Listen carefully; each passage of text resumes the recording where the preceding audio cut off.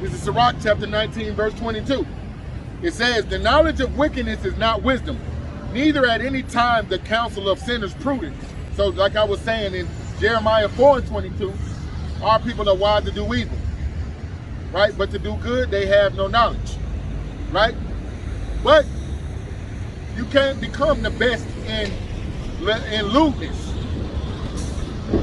You know, our people get into filthy lucre, money that's made by unethical, unlawful means. Here it is, just telling your people death through its various form, opioids, fentanyl, you know, dope boys, kingpins, as the scriptures call them, witches, right? Sorcerers. You have people that are stick-up kids. They rob and they steal to get their money. You know what I'm saying? You have scammers. You know, people that have all type of devices to steal your identity and make money off of your information, right? Even though that is knowledge, our people are wise to do evil. They don't know what it is to do good. They study these Italian mob films. They envy the wicked, right? But what do they learn? They learn evil lessons that do what? Lead to their damnation and their destruction.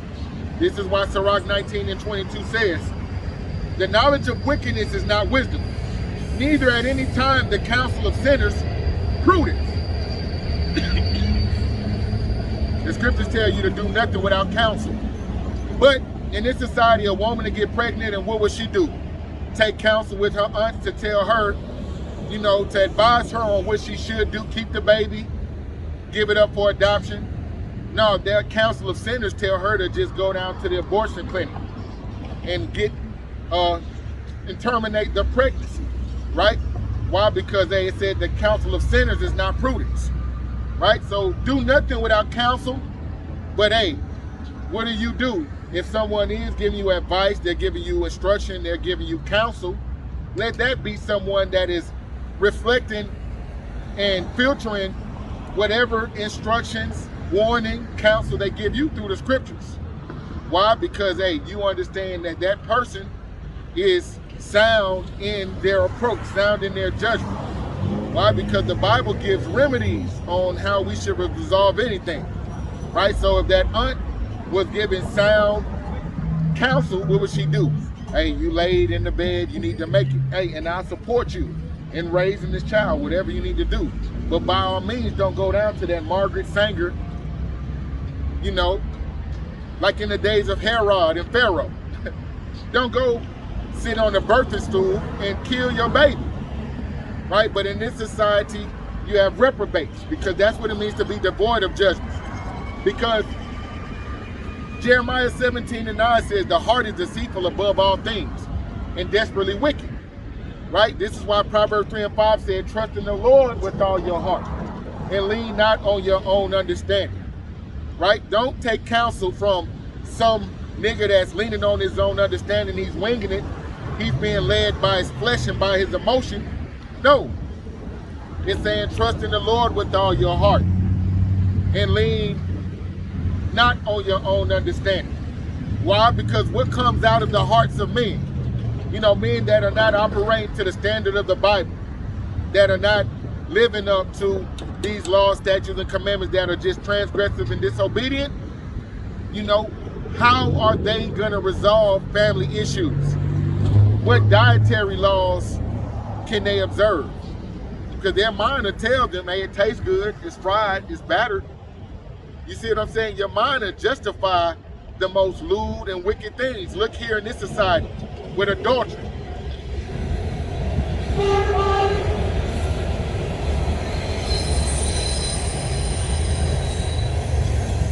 Look in this society with adultery. Jake, his whole litmus test on if he should holler at the married woman is if she reciprocates.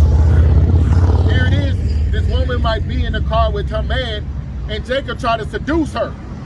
And if she gives him the desired response, he'll go to the next level and to the next level. Why? Because, hey, he's without, it's like a dog off the leash. He's without restraint, right? He has no standard in which to examine himself, right? Let me bring this out in Jeremiah 17:9. Let the scripture speak. All right, this is the book of Jeremiah, chapter 17, in verse 9, and it reads, "The heart is deceitful above all things, and desperately wicked. Who can know it?" It said the heart is deceitful above all things, right? And desperately wicked, right? This is why a lot of men, they'll lean on what they know, what they think.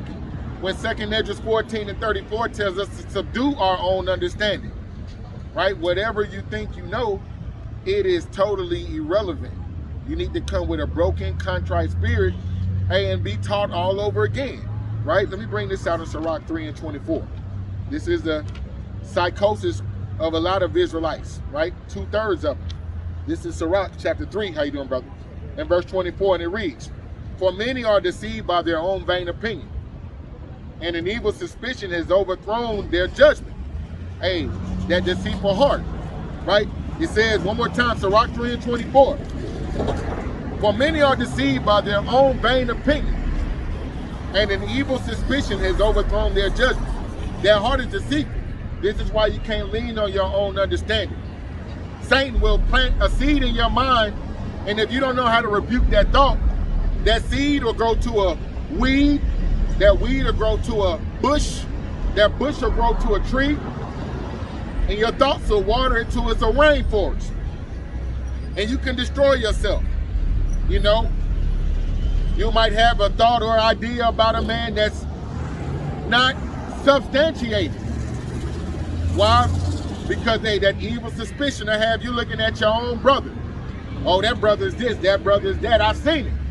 Why? Because men start leaning on their own understanding. Rather than deal as according to how the Most High commanded you to deal, Jake start trying to do things above his strength. Just do what's required of you.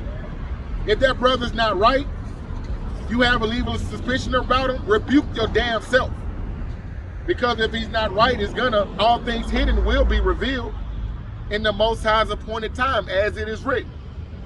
You know, but it says here, Sirach 3:24, "For many are deceived by their own vain opinion." Right? Let me bring this out in 2 Esdras 14:34. This is the mind of the Lord's elect. This is what they've done. 2 Esdras 14:34 reads, "Therefore so be that if ye will subdue your own understanding and reform your hearts, ye shall be kept alive, and after death ye shall obtain mercy. For after death the judgment shall come, when we shall live again. And then shall the names of the righteous be made manifest, and the works of the ungodly shall be declared."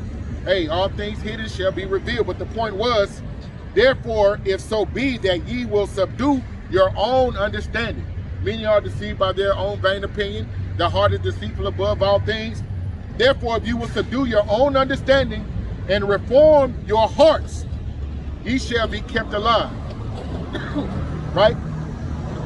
This is what we want our people to do, reform. That's what they say prison is supposed to do. Reform their behavior. But you have something called recidivism, that turning door, where they go in jail, they come out, they can't get a job because they've had this stigma placed on them, and then they end up going right back in after trying to do some more shit just to survive.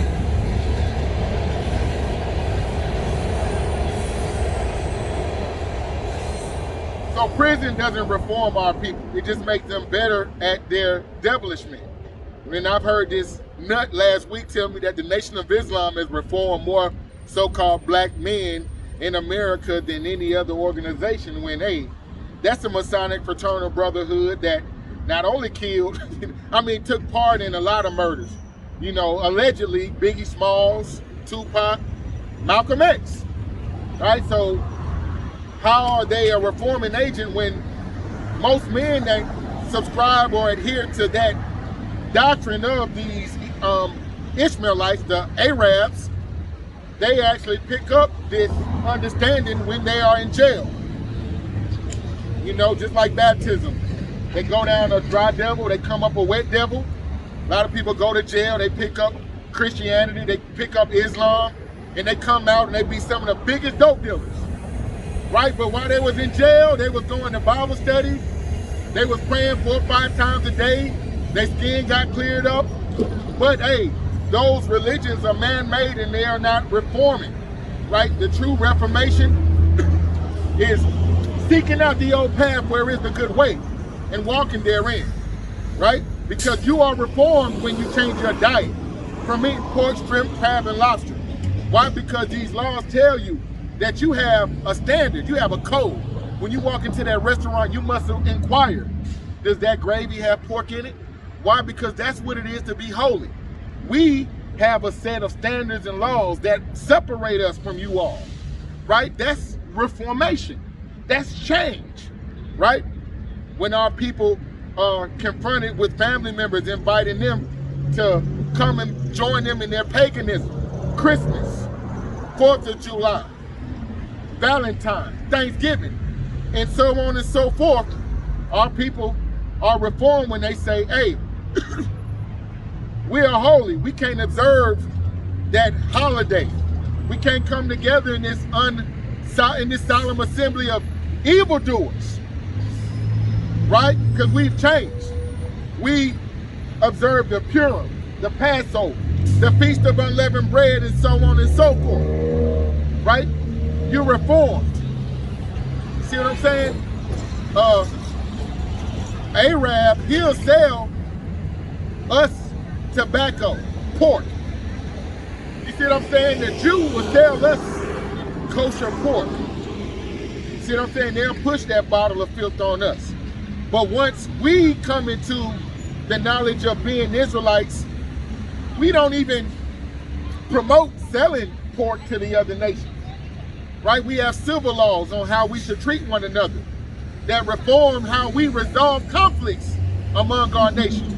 Reform, right? You go to jail, you're going to be given plantation Christianity, which is the same jailhouse religion, you know, that our men subscribe to when they get locked up, when they start trying to follow some type of moral code to give them an advantage, not only in jail, but when they get out, right? Let me bring this out. 2nd Esdras 14 and 34, it reads it one more time.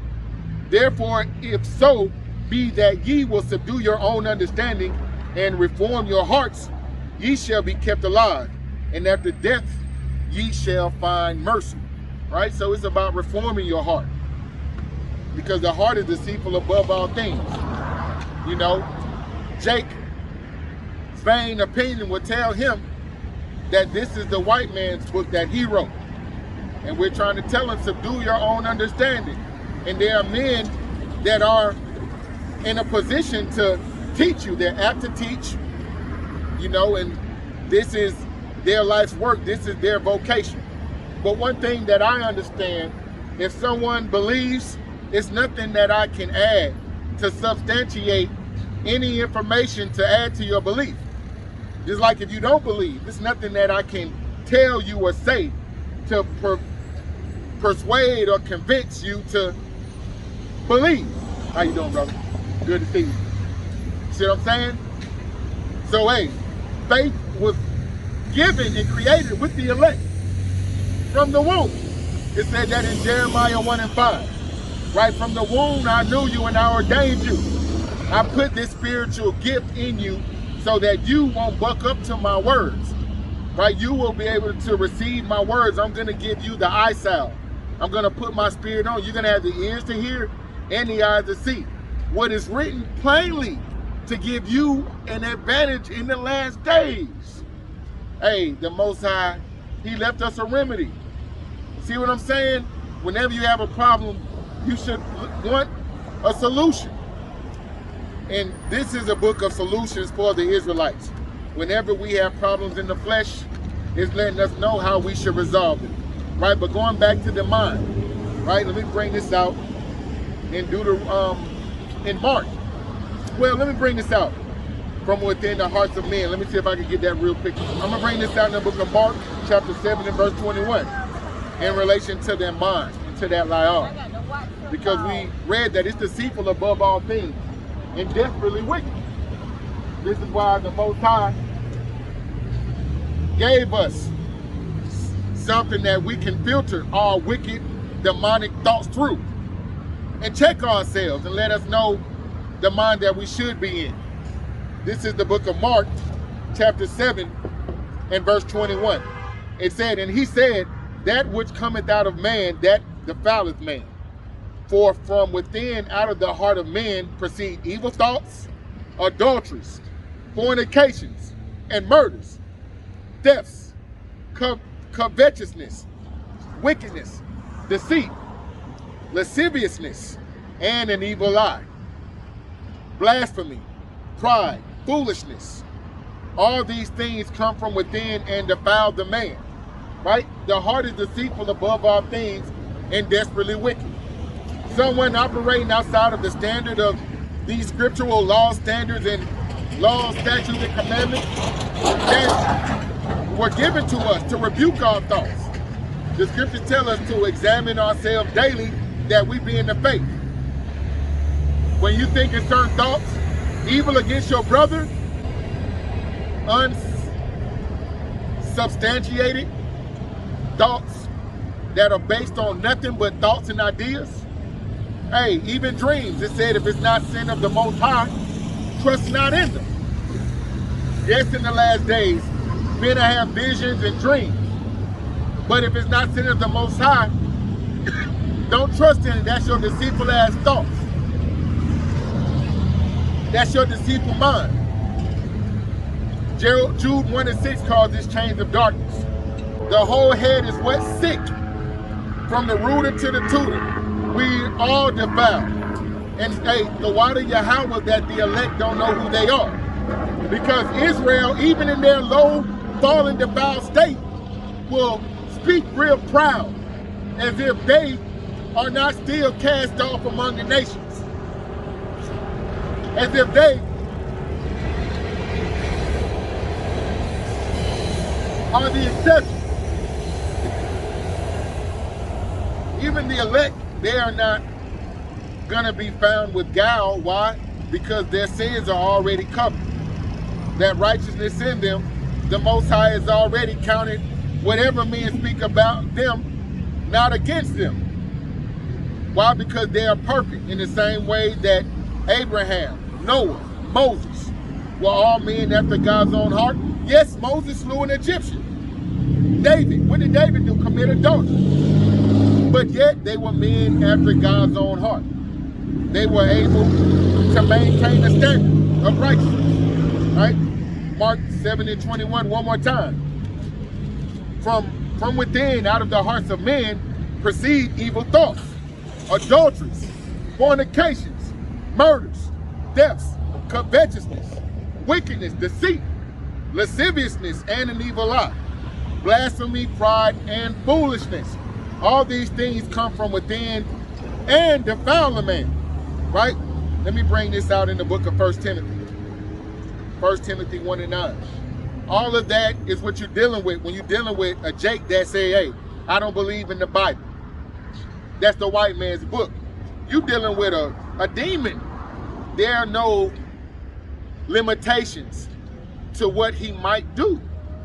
The heart is deceitful above all things. Anything that comes across his mind, he has no standard in which he can rebuke himself. Right? This is 1 Timothy chapter 1 and 9. Knowing this, that the law is not made for the righteous man, but for the lawless and disobedient, for the ungodly and for sinners. Sin is what? Transgression of the law. The law was only given to one people. Sin can only be reputed on one people, just like the law was only given to one people. This is our wisdom in the sight of the nations. Once again, 1 Timothy 1 and 9. Knowing this, that the law is not made for the righteous man, but for the lawless and obedient, for the ungodly and for sinners, for ungodly and profane, for murderers of fathers and murderers of mothers, for manslayers, for whoremongers, for them that defile themselves with mankind, homos, for persons, and if there be any other thing that is contrary to sound doctrine, according to this glorious gospel of the blessed God, which was committed to my trust, right? But it's saying, knowing this, that the law is not made for a righteous man, but for the lawless and disobedient, right? Because this is who we were prior to being delivered out of ancient Egypt, we were lawless and disobedient. Even to the point that when Moses was going to the top of Mount Sinai to be given laws for us after the Most High had shown so many miracles by delivering us out of the hand of our enemies, while Moses was at the top of the mountain, our people were at the base.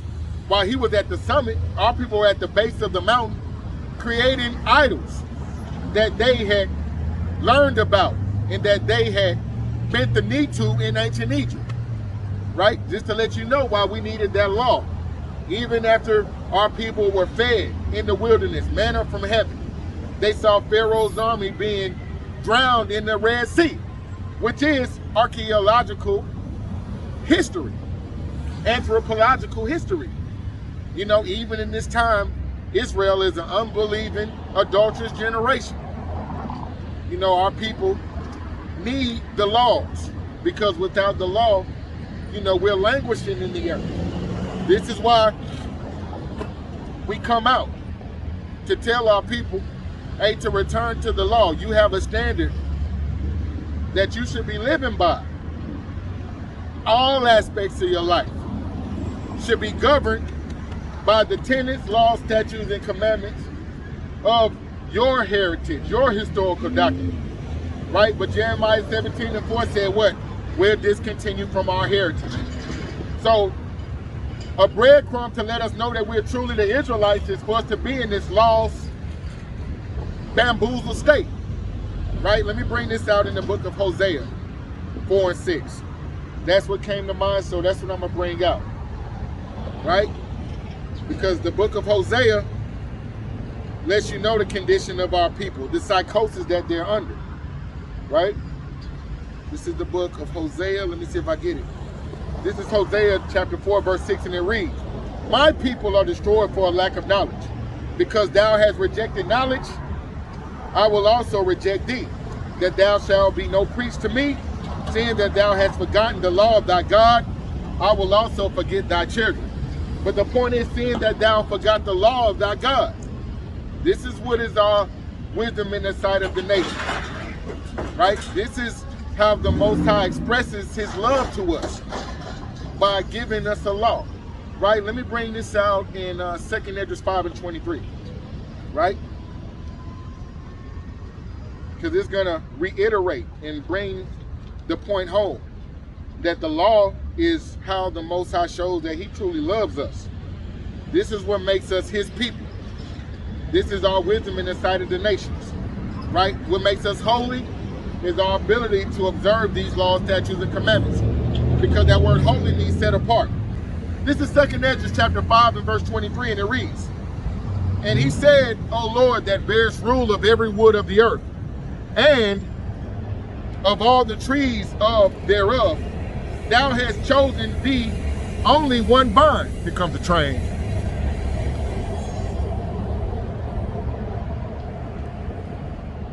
Okay, let me bring this back out.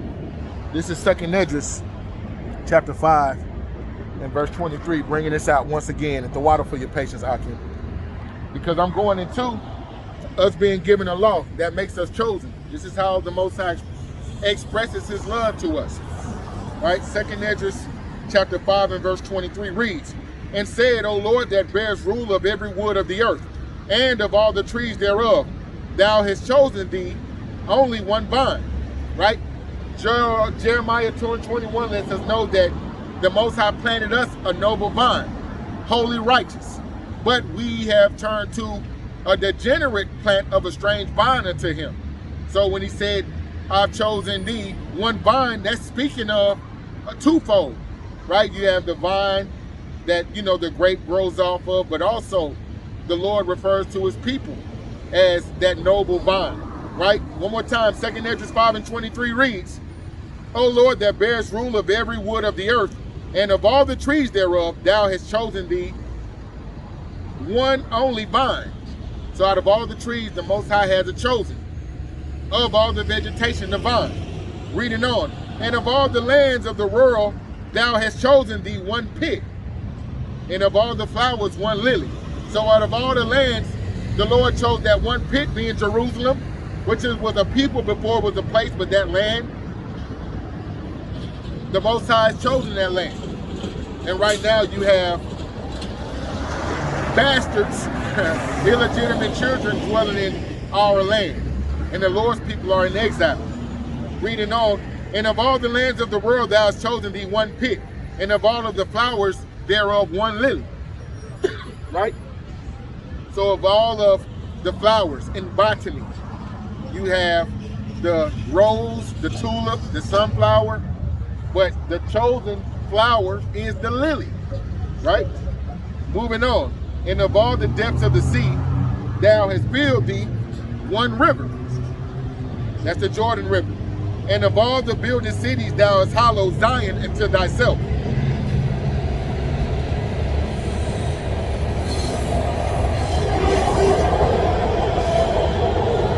I hate this damn train. I usually don't turn the camera around, but just to give y'all an idea of why I'm being quiet once the train goes by, the noise pollution, right? But he said of all the flowers of the earth, he chose one lily. The lily is the Lord's chosen flower. Moving right along. And of all the depths of the sea, thou hast filled one river. And of all the builded cities, thou hast hollowed Zion unto thyself. And of all the fowls that are created, thou hast named thee one dove. So out of all the birds, the eagle, the vulture, you have the flamingo, the parrot. Hey, this said that thou hast chosen one bird of all of those birds, and that's the dove. And of all the cattle that are made, thou hast provided thee one sheep. So the Most High could have chose a 10-point buck. The Most High could have chose a reindeer. The Most High could have chose any other animal. But he said of all and among all the cattle that are made, thou hast provided thee one sheep. And among the multitudes of peoples, thou hast gotten thee one people. And unto this people whom thou lovest, thou hast given a law that is approved of all. Right? Bring this out one more time. And among all the multitudes of people, thou hast gotten thee one people. And unto this people thou hast lovest, thou gavest a law that is approved of all. Hey, so if you love me, keep my commandments. Love, he loved us by doing what? Giving us laws. Laws, statutes, and commandments. This is how his love is expressed. Right? Let me bring this out one more time. This is 2nd Esdras chapter 5 and verse 27. And among all the multitudes of people that thou hast gotten thee one people. And unto this people whom thou lovest, thou gavest a law that is approved of all. Right? So he chose us, Deuteronomy 7:6, Deuteronomy 32:8. And what lets us know that we're chosen is the law that he gives us. This is how his love is expressed. And how do we express our love to Yahweh while Yahweh Shai? Right? Because love is truly an action word. Right? Let me bring this out in the book of John 14 and 15. He loves us by giving us a law, and how do we show that we love him? This is John chapter 15 and 10. It reads, if ye love me, keep my commandments, and ye shall abide in my love, even as I have kept my Father's commandments and I abide in his love. So love is keeping the commandments. He showed us that he loves us by giving us a law that is approved of all. Right? John 15 and 10, one more time. If ye love me, keep my commandments. If you keep my commandments, ye shall abide in my love, even as I kept my Father's commandments and abide in his love. Right? Let me bring this out, John 14 and 15. If you love me, keep my commandments. So love is expressed not only by the Father to the children, by giving us a law, but love is expressed by the children towards the Father and his Son by doing what? Observing the laws that were given to us to be our wisdom in the sight of the nations. Right? Let me bring this out. 1 John 5 and 3. I always bring out this trifecta in relation to love. Because you know, a Christian, they have a real worldly perverted understanding of what love is. Right? And that's what we come out here to do. Declare the full gospel, the truth of the Bible. Hey, and all of the speculation, hey, we lay it to rest by reading what thus says the Lord. Right? I'm looking for 1 John chapter 5 and verse 3. My Bible is sticking together, but bear with me. 1 John 5 and 3. Bear with me, Akim. 1 John 5 and 3. Where you at, baby? All right, this is 1 John chapter 5, verse 3. 1 John 5 and 3 reads, "For this is the love of God, that we keep his commandments, and his commandments are not grievous." Right? It said, this is the love of God, that we keep his commandments. And furthermore, it said his commandments are not grievous. Meaning it's not hard to serve the Lord and be obedient on this physical realm. Right? This is Sirach chapter 2, verse 15.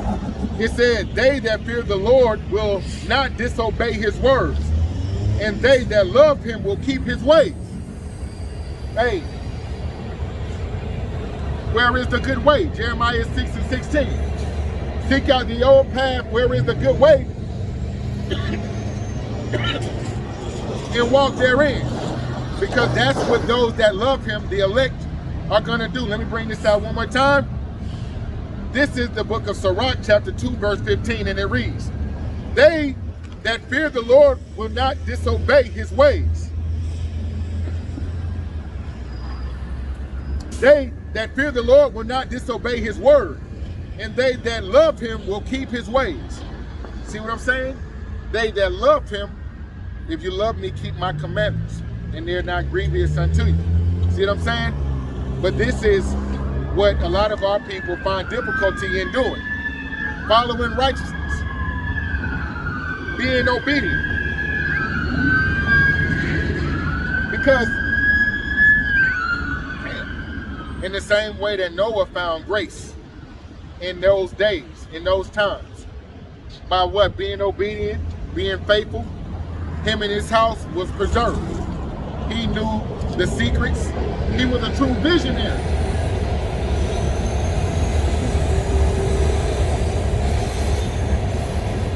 Like I brought out in Amos 3 and 6, the Lord's prophets are truly visionaries, right? We are insiders, political insiders, geopolitics, some of the most learned, informed men on the planet. And the Most High has given us the spirit to seek out matters, to get to the bottom of matters, to be prudent so that we could come out and be apt to teach and warn our people. Questions that our people might have, the Lord has raised up men around the four corners of the earth to do what? Reconcile the children back with the Father, right? And it's like in the days of Noah, the things that he was privy to. Hey, in this time, the Lord's elect, you know, like 144,000 Noahs, right? As well as a great multitude. So the same way the Most High is apt to save, and he's long-suffering and he's gracious, the same way that Noah found favor in the Most High sight, he found grace.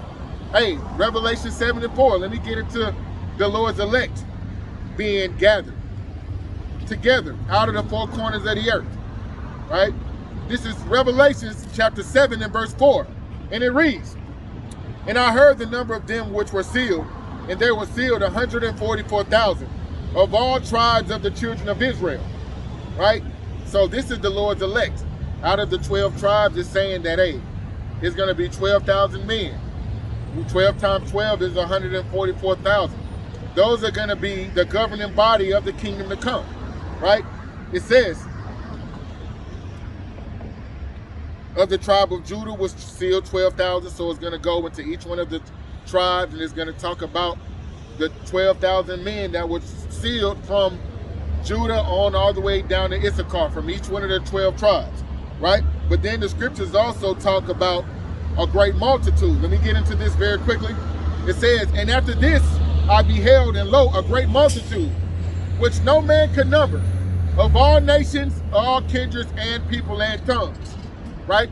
Hey, so that lets you know that the Lord is going to recover his children from all nations. It said in Revelation 7:9 once again, and this I beheld, and this is John the Revelator, while he was on a salt mine on the island of Patmos serving out a jail sentence, he was given this vision, right? Like I said, the Lord's people, the Lord's servants, his prophets, Amos 3:7, I will reveal my secrets. But this is why we're the true visionaries, because this is what John the Revelator saw in his vision. Like Habakkuk, it said Habakkuk 2, write the vision and make it plain upon paper, right? Revelation 7:9, going back to John the Revelator, said, and after this, behold, and lo, a great multitude which no man could number, of all nations, all kindreds and people and tongues, stood before the throne and before the Lamb with white robes and palms in their hands, and cried with a loud voice, saying, salvation to our God, which sitteth upon the throne and unto the Lamb, right? So a lot of people will take Revelation 7:9, where it talks about not only the 144,000 in Revelation 7:4, but they'll take Revelation 7:9 and they'll try to imply that inclusive John 3:16, for God so loved the world approach to it. When even in Revelation 7:9, although it's talking about a great multitude which no man could number from all nations, right? And kindreds and people and tongues, what people don't take into account is the scattering, right? Deuteronomy 28:64 lets us know that as an adverse effect of us going off, we wouldn't know who our brother is just by his phenotype, just by his skin complexion, just by his land of origin, them all being in one land, them all speaking the same language. And real quick, let me cut Revelation 7:9 to prove that this great multitude is scattered Israelites being brought back in. This is Revelation chapter 21, verse 12, and it reads, and had a great wall and high, and had 12 gates, and the gates 12 angels, and the names written thereof, which are the names of the 12 tribes of the children of Israel. So it's saying that that great multitude of every nation, every tongue, every kindred, is saying that they're going to go into this kingdom. But on the entrance of the kingdom, you have 4 gates. And on each gate, you have the name for 3 of the tribe for the children of Israel. So on the first gate, you have 3 names, 6 names on the second gate, 9 names between the first 3 gates. And once you look at all 4 gates, those entrances, they were only named for the children of Israel, the respective 12 tribes. Let me bring it out one more time, right? Because Psalms 44:11 talks about a scattering. Isaiah 11:10, scattering. Ezekiel 11:16, it talks about a scattering, right? You have Joel the 3rd chapter. It talks about the Lord's people being scattered. Baruch 3:8, being subject to payments and scattered. Ezekiel 36:17, scattered. Amos 9:9, that's a popular one. I will sift you from among the nations, right? And shall not the least grain fall upon the ground, right? That sifting, Amos 9:9, is talking about us being scattered and regathered from the nations where we've been scattered. And Deuteronomy 28:64 is one of the most popular precepts that we use to substantiate us being scattered across the 4 corners of the earth, right? So that gathering of every nation, every kindred, a lot of people want to create doctrines around it, right? When, once again, Revelations 21:12, this is what you pair with Revelation 7:9. And had a great and high wall, and had 12 gates, and at the 12 gates 12 angels, and names written thereon, which are the names of the 12 tribes of the children of Israel, right? 12 tribes of the children of Israel. You know what I'm saying? This goes totally contrary to that plantation Christian doctrine that makes it as if the Most High is dealing with the spiritual Israel. When no, he's still dealing with not a spiritual Israel, but that same seed of Abraham, Isaac, and Jacob.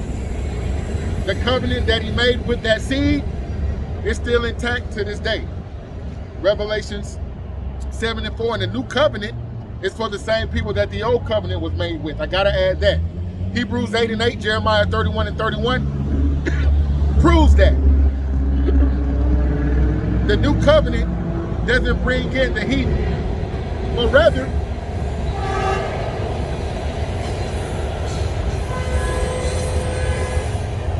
the new covenant doesn't bring in the natural heathen, but rather Israelites that had fallen away from their heritage, our customs, and were doing the works of the heathen, observing the ways of the heathen, right? So even when you're dealing with heathen, that's a twofold word, because you have a heathen, which is what we call a Gawayim, or you have an Israelite foreigner. You know, an Israelite that, although biologically he is of this righteous seed, psychologically he's a goddamn heathen. Psychologically he's an Edomite. Psychologically he's doing the works of a goddamn nigga out here in the world, right? So that's what we call 2/3.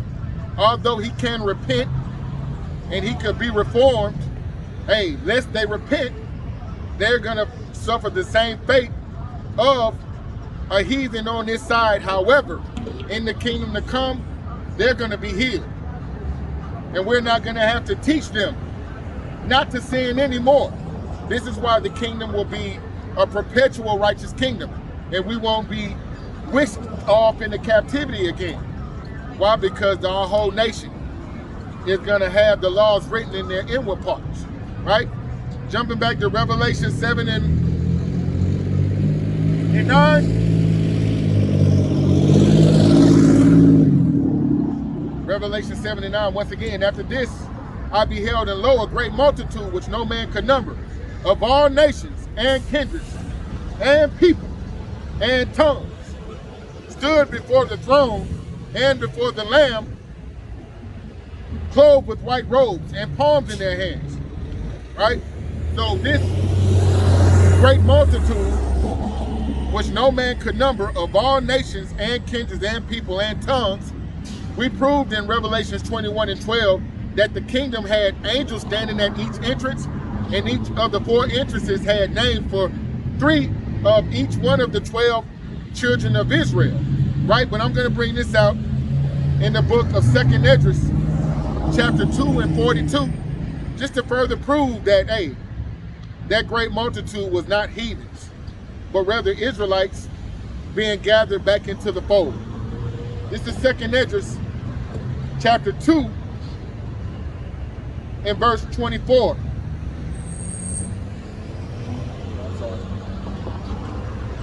This is 2nd Esdras,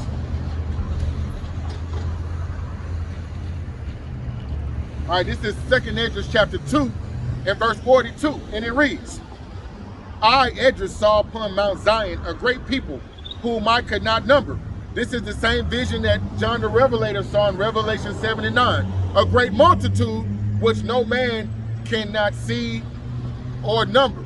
He said it was a great multitude, you couldn't even number, right? And this is what people have to understand. From Genesis to Revelations, all of the prophets of old were joined together in understanding. There were no divisions amongst them. Just like it says in 1 Corinthians 1 and 10, right? It says, can 2 walk together except they be agreed in Amos 3 and 3. Look how close this hunky is to this nigga bumper. Man, you can't tell me it ain't wicked spirits out here on the road. Look how close he is to Jake Bumper. And this is a goddamn Edomite, right? This lets you know this is the valley of the shadow of death. Right? This old man, look how close he is on his bumper. Look at this shit, right? And you can't tell, you mean to tell me this ain't the valley of the shadow of death?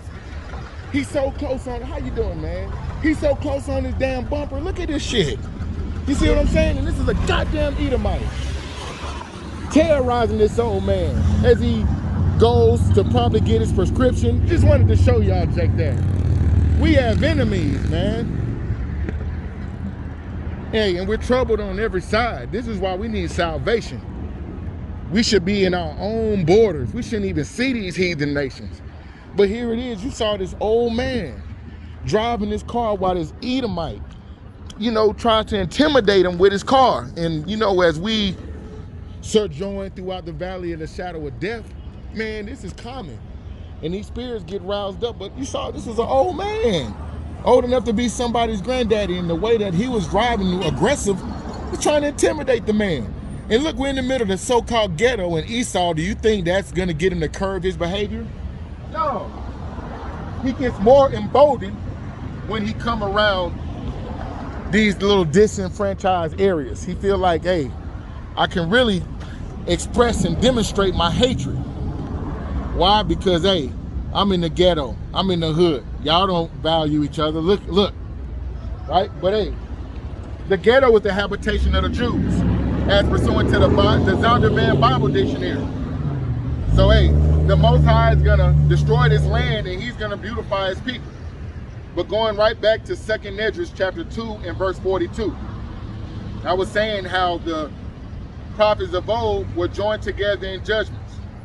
One of the prophets might get a vision in a different time and a space, and the Most High give that same vision to another prophet, because it's rooted in the truth, right? It said, if the vision be not sin of the Most High, trust not in it. But if it is sin of the Most High, right? It talks about that in the book of Sirach. It said, many have trusted in dreams and visitations, but Esdras, as well as John the Revelator, they were perfectly joined together in this vision. All right, 2nd Esdras chapter 2, verse 42, it reads, I, Esdras, saw upon Mount Zion a great people, whom I could not number, and they all praised the Lord with songs. And in the midst of them, there was a young man of high stature, taller than all of the rest, and upon every one of their heads he set a crown, and was more exalted, which I marveled at greatly. Right? Revelation 3 and 11 said, take heed that no man do what? Take your crown. Right? And here it is, you have Yahweh Shai, taller than the other of the elect, setting crowns upon their head. It said, so I asked the angel and said, sir, who are these? Verse 45, and he answered and said unto me, these be they which have put off the mortal clothing, and have put on the immortal, and have confessed the name of God. Now are they crowned and receive palms. Verse 46, then said I unto the angels, what young person is it that crowneth them, and giveth them palms in their hands? So he answered and said unto me, it is the Son of God.